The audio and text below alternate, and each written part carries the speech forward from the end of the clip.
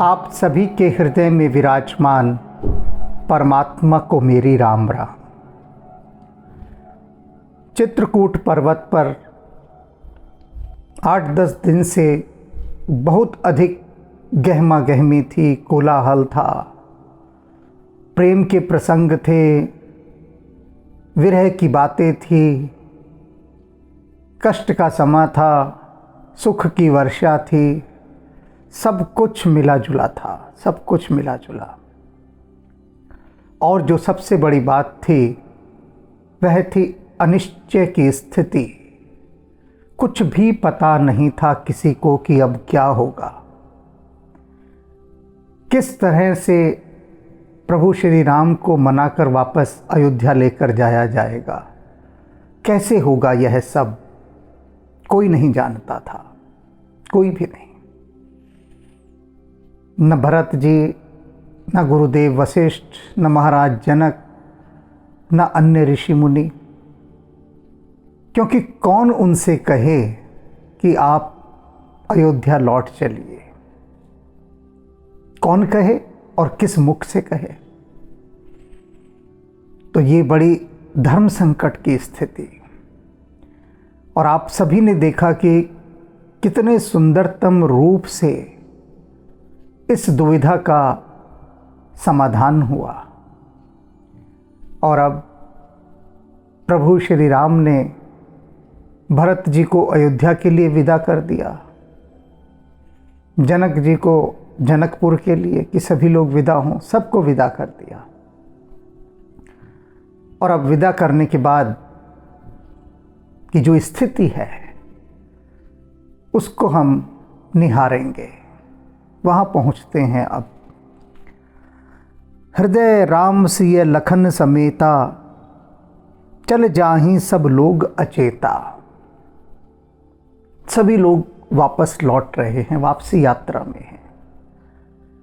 और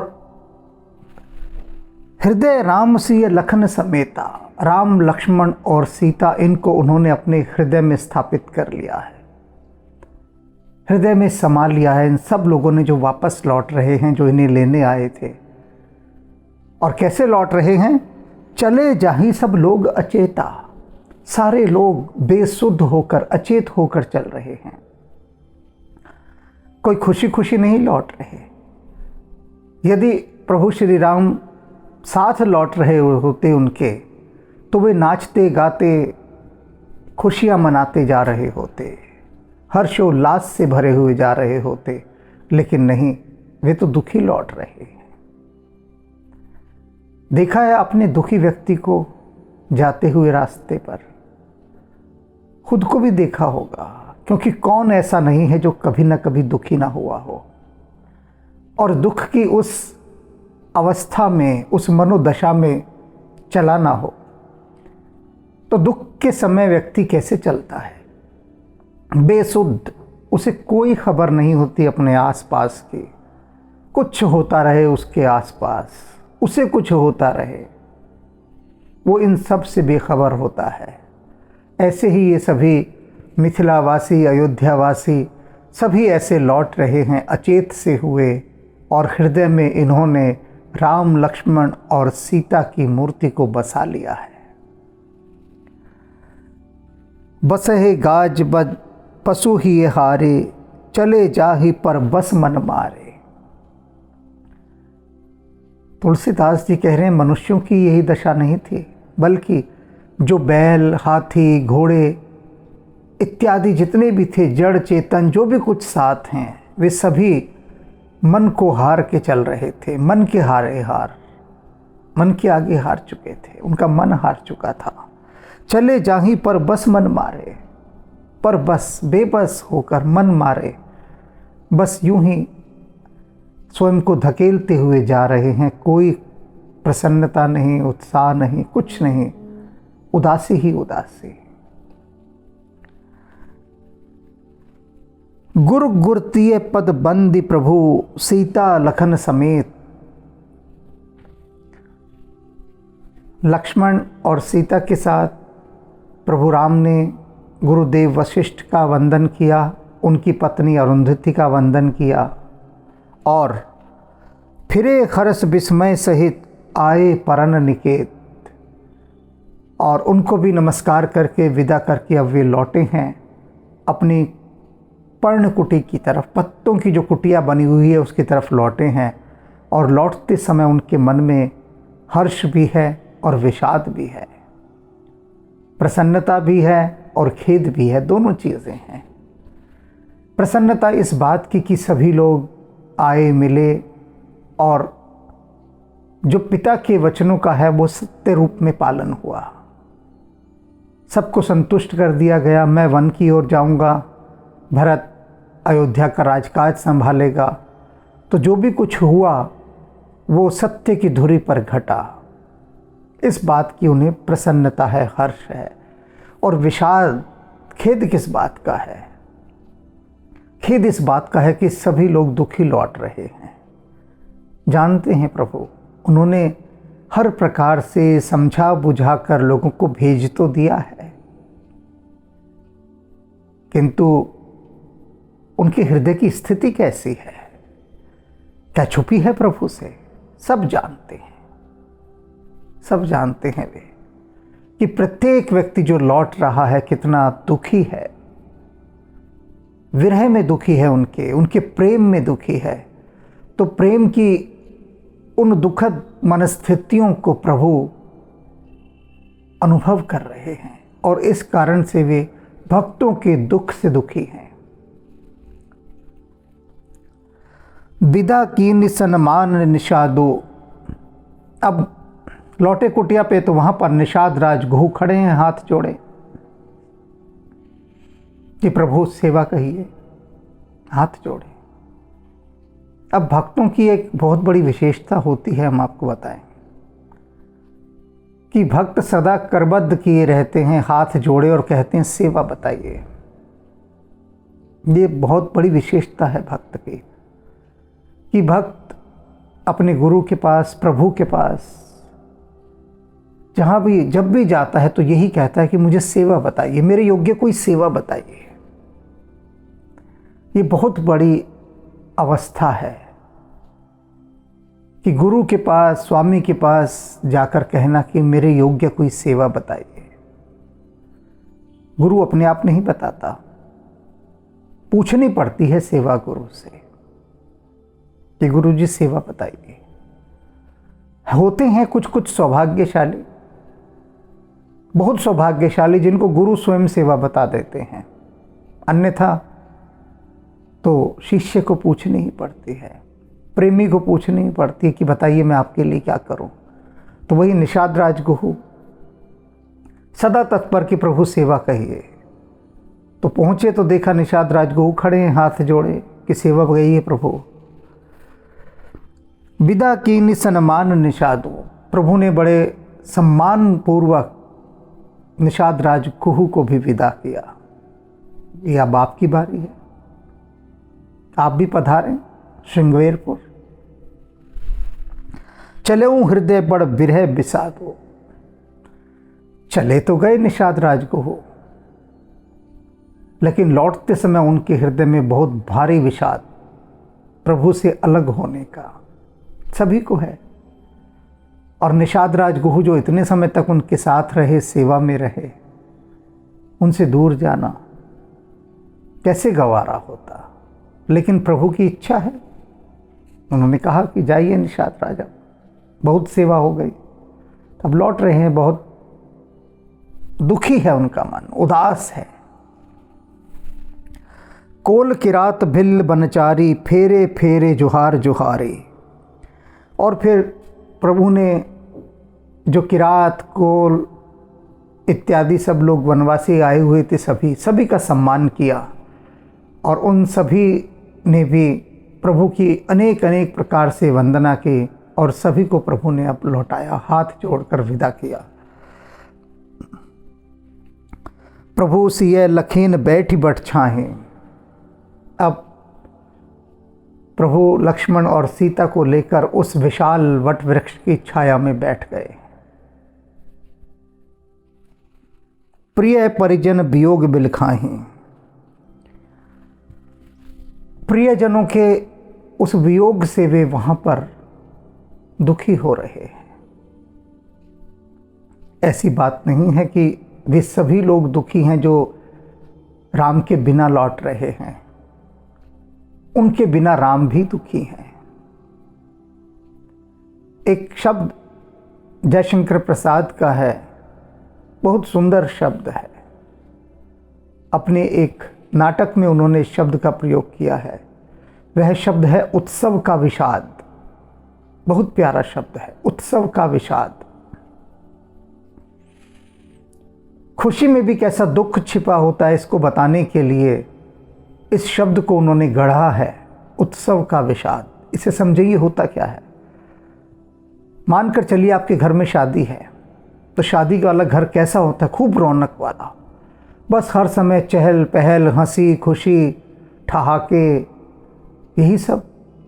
तो चारों तरफ घर के अंदर एक ऐसी खुशी पसरी होती है, सेलिब्रेशन, उत्सव चल रहा होता है।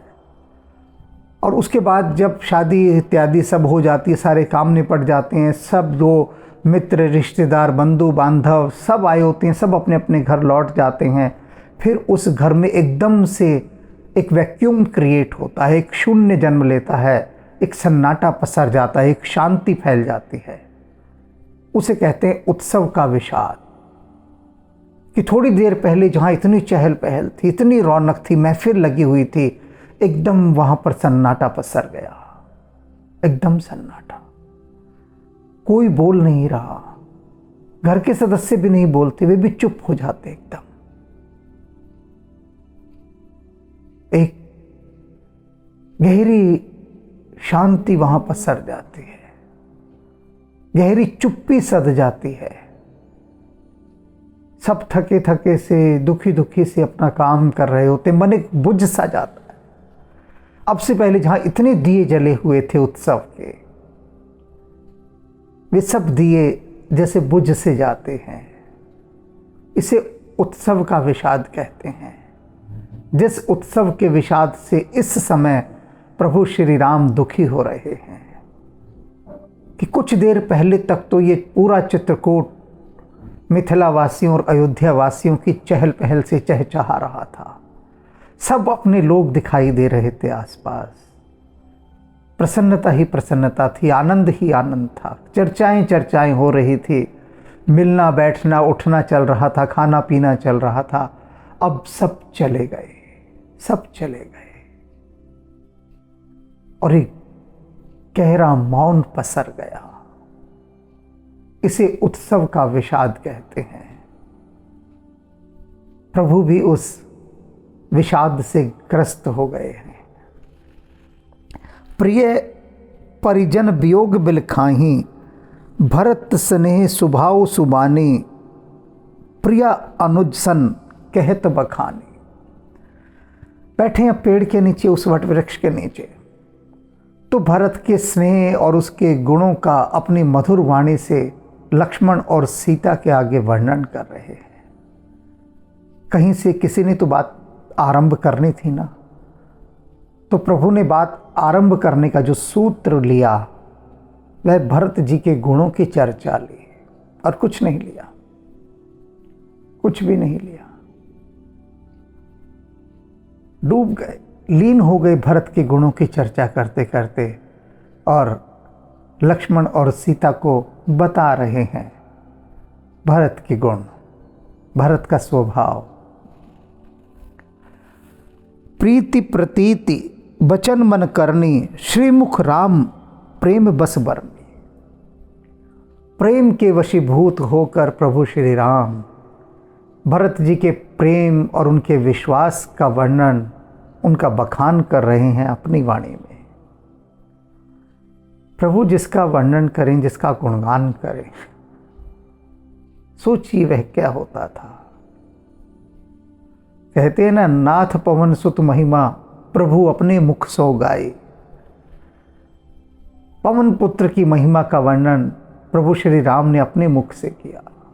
प्रभु अपने मुख सो गाए, तो यहाँ पर भी प्रभु अपने मुख से गा रहे हैं, बखान कर रहे हैं भरत जी के प्रेम का, उनके विश्वास का। और जो कैसा है, मनसा वाचा कर्मणा है, वचन मन करने। ऐसा नहीं है कि व्यवहार कुछ और कर रहे थे भरत जी, मन में कुछ और था, नहीं। मनसा वाचा कर्मणा, उनकी जो प्रीति है, उनका जो विश्वास है, उसकी महिमा का बखान प्रभु कर रहे हैं। तही अवसर खग मृग जल मीना, चित्रकूट चर अचर मलीना। और ऐसे समय पर जब प्रभु भरत जी की महिमा का गुणगान कर रहे हैं, ते अवसर, उस अवसर पर जितने भी पशु पक्षी मछलियाँ, चित्रकूट चर अचर मलीना, चित्रकूट के जो भी कुछ सजीव निर्जीव, जो भी जड़ चेतन जो भी है, वे सभी उदास हो गए, सभी उदास हो गए। क्योंकि प्रभु जो इस समय भरत जी का वर्णन कर रहे हैं, भरत जी को याद कर करके कर रहे हैं। उदासी तो है छाई हुई, प्रभु उदास हैं। प्रकृति कैसे प्रसन्न रह सकती है? प्रकृति का खिलना और मुरझाना सब प्रभु की प्रसन्नता और अप्रसन्नता पर निर्भर करता है। तो उसका पूरा प्रभाव सभी पर दिखाई दे रहा है। जड़ चेतन, पशु पक्षी, यहाँ तक कि मछलियाँ, जो जल में रहने वाले जीव हैं, वे भी उदास हो गए हैं। विबुध बिलो की दशा रघुबर की, वर्ष ही सुमन कही गति घर घर की। देवताओं ने देखा प्रभु श्री राम किस तरह से प्रेम से विह्वल होकर उदास हैं। प्रेम की उदासी है ये। वर्ष ही सुमन कही घर घर की, उन्होंने उन पर पुष्प वर्षा की और अपने घर घर के दुखड़े रो रो कर उनको सुनाने लगे। सब अपने अपने देवता अपने अपने दुखड़े सुनाने लगे कि हमें यह दुख है, हमें यह कष्ट है। सब ने अपने अपने दुखड़े सुनाए। प्रभु प्रणाम कर दीन भरोसो,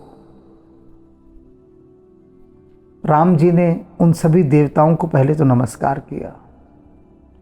नमस्कार करने के बाद उनको भरोसा दिया कि चिंता ना करें, उनके दुखों को भी दूर करेंगे, निश्चिंत हो जाएं।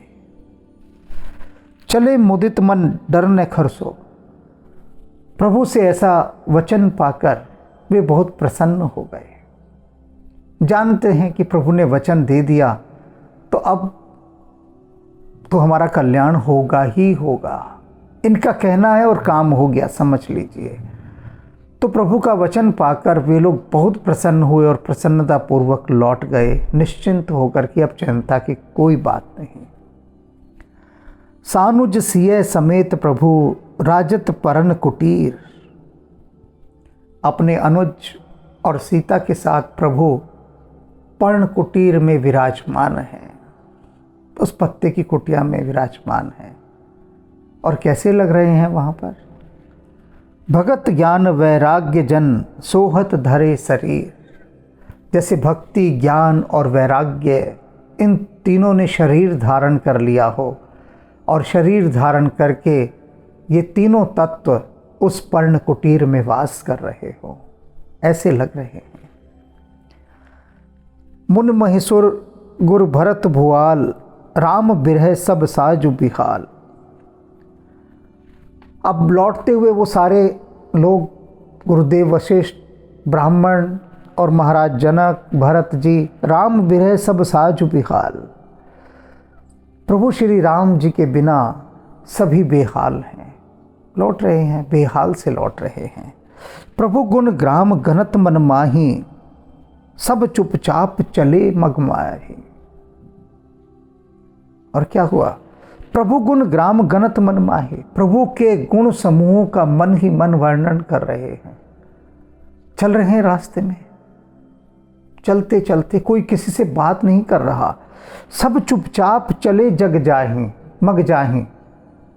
सब उस मग पर जाहीं जा रहे हैं, चुपचाप, कोई किसी से बात नहीं कर रहा। प्रभु के गुणों का वर्णन सब अपने मन में ही कर रहे हैं, उनका जो गुणगान कर रहे हैं, मन ही मन, आपस में बातचीत नहीं कर रहे। कोई भी कैसे बातचीत करें? बातचीत करने के लिए कुछ तो उत्साह चाहिए। दुख के माहौल में कोई कहाँ बात करता है? आपने देखा होगा दुख के माहौल में सब लोग चुपचाप बैठे होते हैं, बस बैठे होते हैं। कोई किसी से बात नहीं कर रहा होता, करने का मन ही नहीं करता, करेगा कोई कहाँ से? तो ऐसे ही उदास मन से ये सब लोग लौट रहे हैं, तो मन ही मन प्रभु राम के गुण समूहों का चिंतन करते हुए जा रहे हैं। कोई किसी से बात नहीं कर रहा। जमुना उतर पार सब भय हो, सबने यमुना नदी पार उतरी। पहले यमुना नदी पड़ती थी, उसे पार उतारा। सो बासर बिन भोजन गए हो, उस दिन उन्होंने कोई भोजन नहीं किया। मन ही नहीं था किसी का करने का, क्या कोई भोजन करता? राम के बिना सब लौट रहे हैं, सभी उदास हैं, किसी को भूख ही नहीं है। अब भूख नहीं है तो भोजन कोई कहाँ से करेगा? सब ऐसे चलते जा रहे हैं। जमुना पार हो गए, उतर गए। उतर देवसर दूसर बासो, दूसरे दिन उन्होंने गंगा भी पार कर ली। राम सखा सब कीन सुपासो, और वहाँ पर निषाद राजगुह राम सखा, यहाँ निषाद राजगुह नहीं कहा तुलसीदास जी ने, कहते राम सखा, राम के मित्र। गंगा पार उतर गए सब लोग, अयोध्यावासी मिथिलावासी सब साथ साथ चल रहे हैं। श्रृंगवेरपुर में पहुंच गए और वहाँ पर जो राम के सखा हैं अर्थात निषाद राजगुह, उन्होंने सारी खाने पीने की बहुत शानदार व्यवस्था कर रखी थी। पता था कि पहुँचेंगे यहाँ पर, पहले से ही सारी व्यवस्था करके रखी हुई थी। सबके आराम की सुपासु यानी सब प्रकार का सुविधा उपलब्ध कराया हुआ था, पूरा ध्यान, क्योंकि वो लोग कहाँ बनाएंगे खाना पीना? स्थिति भी तो हो ना खाना बनाने की। मन दुखी हो तो घर में ही मन नहीं करता खाना बनाने का, तो वही उनकी स्थिति थी। लेकिन निषाद राजगुह ने सारा प्रबंध करके रखा। सही उतर गोमती नहाए, और फिर उसके बाद उन्होंने गोमती नदी में स्नान किया। वहाँ से चौथे दिवस अवधपुर आए। 4 दिनों के बाद वो अवधपुर पहुँच गए, अयोध्यापुरी। जनक रहे पुर बासर चारे, महाराज जनक भी अयोध्या जी में 4 दिन रहे भरत जी के साथ। सीधे जनकपुरी नहीं गए, वहाँ रहे उनके पास 4 दिन। राजकाज सब साज संभारी, पूरा राजकाज संभलवाया, कैसे काम करना है, किस तरह से किया जाता है। भरत जी को राज्य सौंपा, सारी व्यवस्था समझाई, क्योंकि बार बार प्रभु राम क्या कह रहे हैं कि हमारे ऊपर तो गुरुदेव वशिष्ठ का और महाराज जनक का ही सहारा है, उनके होते हुए हमें किस बात की चिंता। तो महाराज जनक सारी व्यवस्था भरत जी को समझा रहे हैं कि कैसे उनको शासन चलाना है। सौंप सचिव गुरु भरत ही राजो, और उन्होंने गुरुजनों ने और मंत्रियों ने सभी ने मिलकर भरत जी को अयोध्या का राज्य सौंप दिया, राजा बना दिया कि आप अयोध्या के राजा, सौंप दिया राज्य।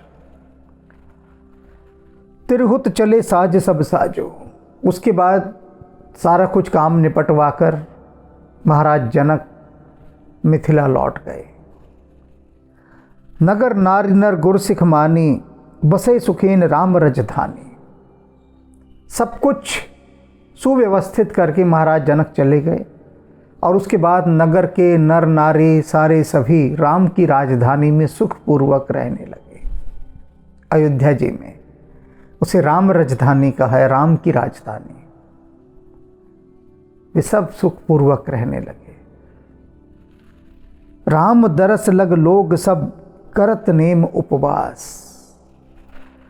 तज तज भूषण भोग सुख जियत अवध की आस। अब देखिए हम सब लोग व्रत उपवास रखते हैं। कहाँ से शुरू हुआ ये आज यहाँ पता लग गया। कब शुरू हुआ, कब से लोगों ने व्रत उपवास रखने शुरू किए, किस लिए किए थे? कि राम 14 वर्ष के लिए वनवास गए हुए हैं, अयोध्यावासी वहाँ वापस लौट आए, तो अब अयोध्यावासी प्रतीक्षा कर रहे हैं कि 14 साल कब समाप्त हों और प्रभु राम अयोध्या लौटें। राम दरस लगी लोगा, राम के दर्शनों की प्यासी हैं लोगों की आंखें। सब करत नियम उपवास था, सब नियम और उपवास करके व्रत धारण कर रहे हैं। व्रत एक तपस्या है, उपवास एक साधना है। ये उपवास व्रत ये सब करके वे देवताओं को मना रहे हैं, विधाता को प्रसन्न कर रहे हैं कि वह विधाता जिसने राम को वनवास भेजा, वही विधाता उनके प्यारे श्री राम को, उनके प्राण श्री राम को अयोध्या लौटा दें 14 वर्षों बाद। इसके लिए वे मनौती मांग रहे हैं व्रत उपवास रखकर। राम के लिए रखे गए सारे व्रत उपवास। तज तज भूषण, सारे आभूषण उन्होंने त्याग दिए, श्रृंगार त्याग दिया। भोग सुख जियत अवध की आस, सुख भोगों के सारे साधनों को छोड़ दिया और सादा जीवन जीने लगे कि जब प्रभु राम आएंगे तब हम भोग विलास करेंगे, अभी नहीं करने। तपस्या का काल है, साधना का काल है। जिससे जितना हो सके वह व्रत उपवास करे, तपस्या करे, साधना करे, देवताओं की उपासना करे और उनसे यही मनौती मांगे कि राम लौट आए। सचिव सुसेवक भरत प्रबोधे, निज निज काज पाई सिख औधे। भरत जी ने सारे सेवकों को, सचिवों को, सबका उनका काम समझाया, सबको उनके उनके ओहदे दिए। कौन क्या करेगा, किस तरह से करेगा, सारा कुछ समझा दिया सभी को। सबको दायित्व बांट दिए कि अब जाओ और प्रजा की सेवा करो। पुन सिख तीन बोल लघु भाई। अब सबको दायित्व समझाने के बाद उन्होंने अपने छोटे भाई शत्रुघ्न को बुलाया और बुलाकर क्या कहा, सौंपी सकल मात से विकाई। जितनी भी माताएं हैं, शत्रुघ्न जी आप उनकी सेवा में रहेंगे। क्या काम सौंपा है शत्रुघ्न को? सभी माताओं की सेवा का। पहले भी अनेक बार उल्लेख किया मैंने कि राम की 3 ही माताएं नहीं थी, बहुत सारे थे, बहुत सारे। क्योंकि राजा दशरथ की बहुत सारी रानियां थी, उपरानियां थी, बहुत सारे। वे सभी राम की माताएं कहलाती थी। और राम किसी में कोई भेद दृष्टि नहीं करते थे, किसी ने। जिसको भी दशरथ ब्याह कर ले आए, जिसको भी, और बहुत ब्याह कर लाए थे दशरथ, कोई कम नहीं थी उनकी रानियां। जिससे दशरथ ने विवाह कर लिया, राम ने उन्हें अपनी जननी कौशल्या के समान स्वीकार किया। मां नहीं माना, जननी ही माना। जो व्यवहार राम का कौशल्या के साथ, वही बाकी सभी माताओं के साथ। इसीलिए तो वे सभी माताएं बहुत दुखी थीं कि पता नहीं अब क्या हो। तो भरत जी अति संवेदनशील, किसी नौकर चाकर को इस काम पर नहीं लगाया, किसी मंत्री को नहीं लगाया, किसी भी विश्वास पात्र सेवक को नहीं लगाया।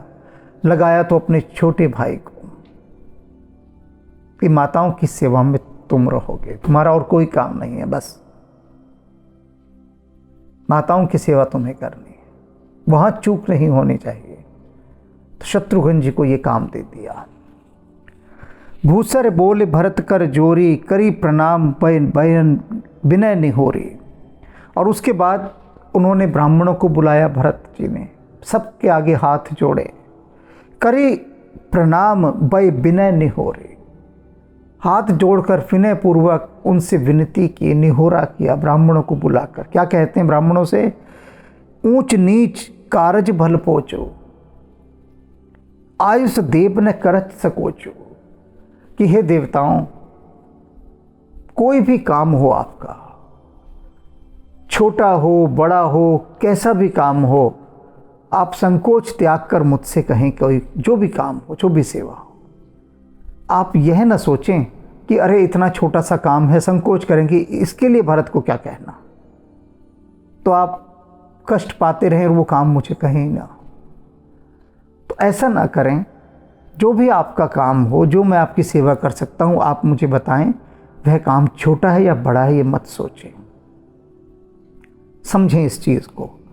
मानकर चलिए आपके पुण्यों का उदय हुआ और आपके सामने देश के प्रधानमंत्री आ गए, आपके सामने खड़े हैं आमने सामने, और देश के प्रधानमंत्री आपसे हाथ जोड़कर कहते हैं कि बताइए मेरे योग्य कोई सेवा हो, कोई काम हो।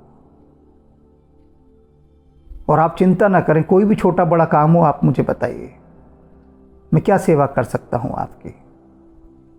देश के प्रधानमंत्री आपके सामने खड़े हैं और आपके मन में एक सेवा है, समस्या है कि आपके मोहल्ले के गुंडे, मवाली, बदमाश, असामाजिक तत्व सब बहुत परेशान करते हैं, बहुत तंग करते हैं,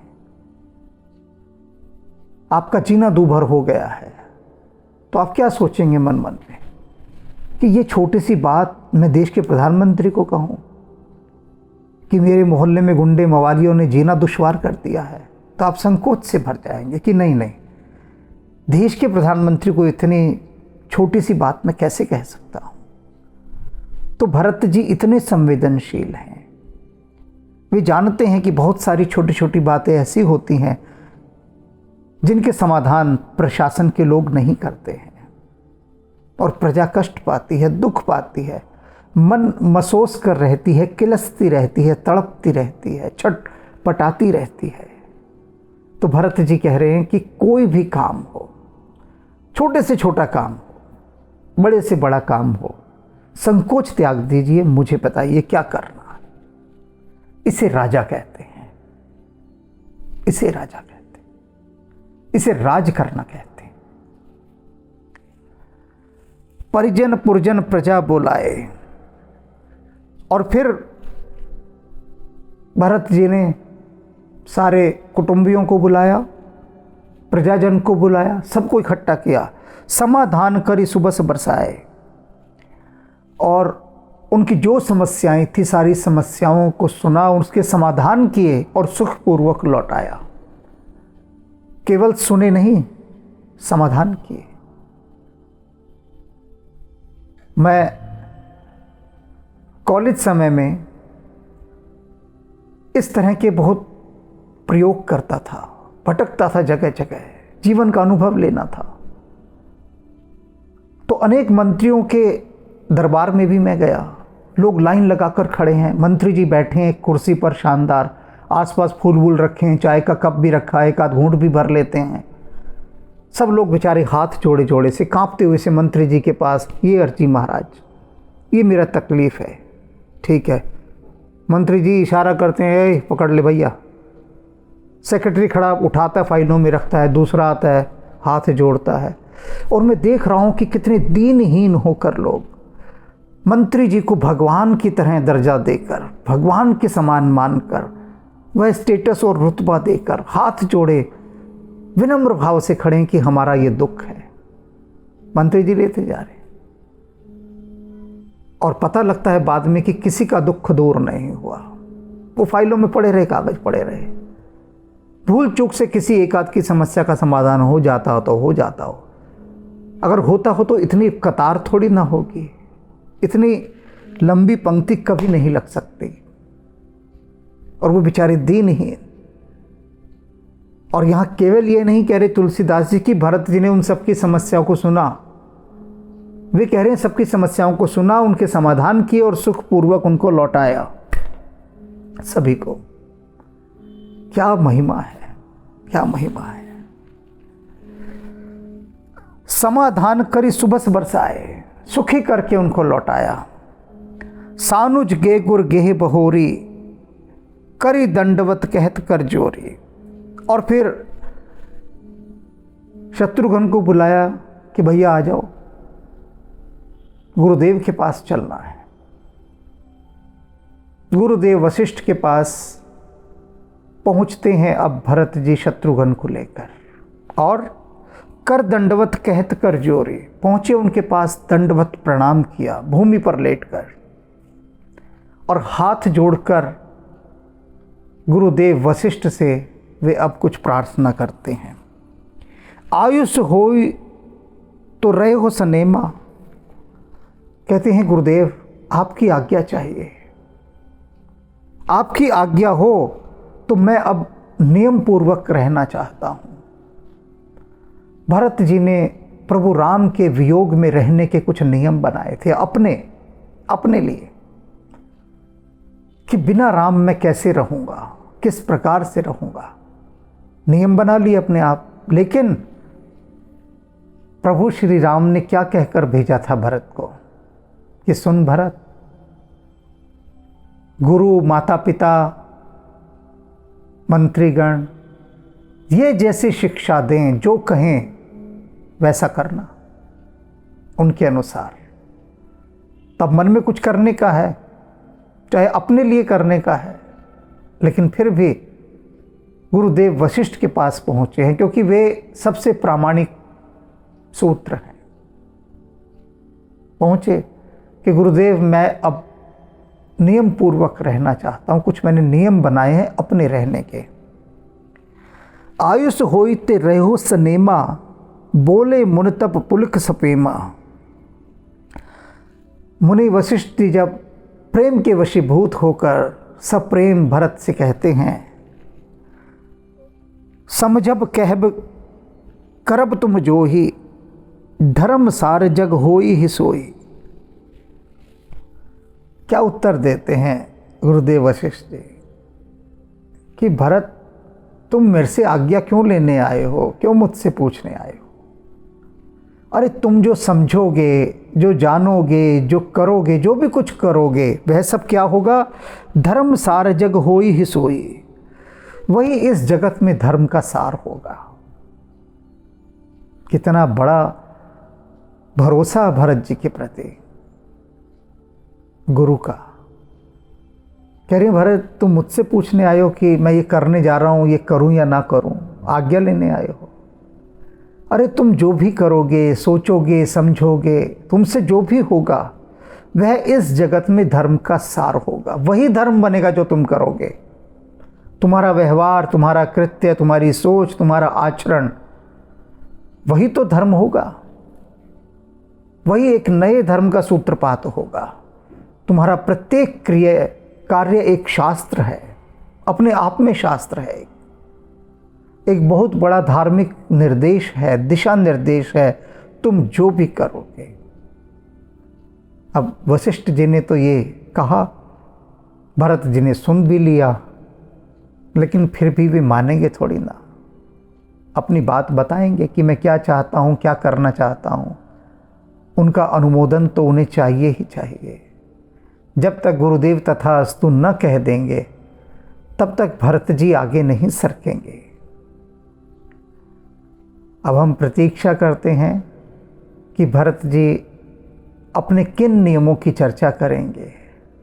वे नियम यदि हमने जान लिए, समझ लिए, हृदय में उनको बसा लिया उन नियमों को, तो समझ लीजिएगा कि भरत जी आपके साथ रहेंगे।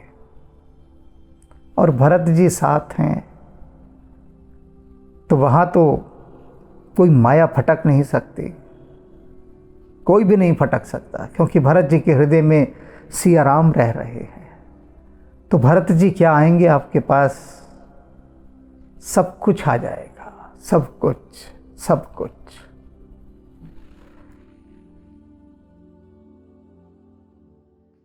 सीताराम सीताराम सीताराम कहिए, जाहि विध राखे राम ताहि विध रहिए।